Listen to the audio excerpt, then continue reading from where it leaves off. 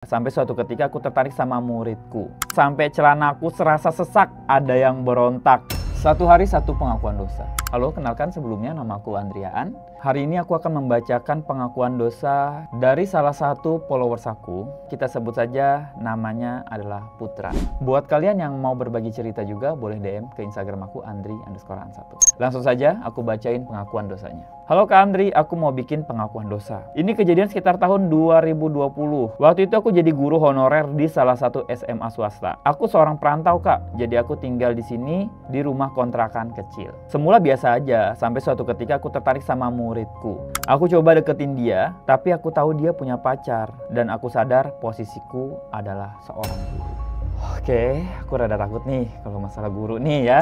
Tapi jujur, aku ngelihat dia nafsu banget karena sering pakai baju ketat dan rok pendek kayak siswi-siswi seksi gitu. Singkat cerita, aku udah nggak tahan Kak. Karena nafsu aku lama-lama makin nggak kebendung. Akhirnya, pas mendekati ujian kenaikan kelas, aku berpikir mau modusin dia. Aku tawarkan dia untuk membantuku membuat soal dan merahasiakannya dari siapapun. Oh, paham. Jadi, karena mau ujian, si Putra ini bikin soal ujian gitu kan, ujian kenaikan kelas. Dia minta bantuan ke muridnya ini untuk bikin soal itu. Jadi si perempuan ini, murid ini dapat bocoran. Dan dia dijanjiin jangan kasih tahu siapapun, dirahasiakan. Karena kan bocoran soal gitu. Oke. Dia ternyata setuju. Dan sorenya setelah pulang sekolah, dia datang ke kontrakanku. Long short story, aku mulai meminta dia mengetik soal-soal ujian yang aku pilih. Ketika dia asik mengetik, aku mendekatkan wajahku ke layar berpura-pura membaca tulisannya. Bapak Putra. Jadi ini nih, jadi aku mungkin peragain gini. Ini aku lagi ngetik gini kan.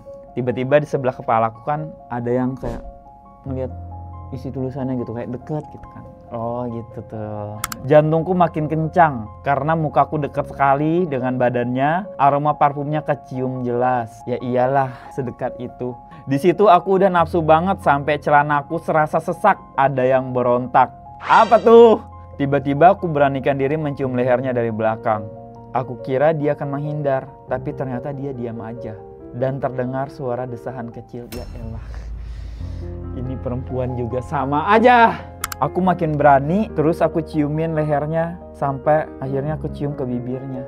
Di situ dia balas ciuman aku. Tanganku mulai meremasnya dan dia hanya mengeluarkan suara-suara kecil seperti desahan. Aku masukkan tanganku di bagian itunya dan aku mainkan di sana. Mainin apa tuh Pak Putra? Satu persatu kita mulai melepas semuanya dan terjadilah dosa besar itu. Ini oknum ya, dan ini kejadian masa lampau. Ini oknum, oke, tidak semua begini. Tapi setelah kejadian itu aku merasa canggung dan ada rasa ketakutan. Jujur aku takut dia mengadu. Setiap hari aku cuma ketakutan. Dan akhirnya aku memilih mengundurkan diri. Sampai hari ini aku udah gak pernah berani lagi menjadi guru. Aku nyesel banget udah ngelakuin itu. Tapi untungnya Putra dia menyesal dan dia sadar dia salah dan memilih untuk berhenti dari profesi mulianya. Seandainya dia nggak tahu diri, dia tetap kayak gitu dan dia melakukan lagi ke murid-murid yang lain. Ada lagi korban-korban yang lain. Respect sama Putra yang berani mengundurkan diri. Buat kalian yang mau bikin pengakuan dosa juga, apapun jenis ceritanya, boleh ceritakan dosa terbesar kalian tanpa harus mengungkap identitas asli kalian. Boleh pakai akun fake, tidak perlu kirim foto dan nama asli. DM ke Instagram aku Andri_an1. Jangan lupa follow, like, dan komen. Bye-bye.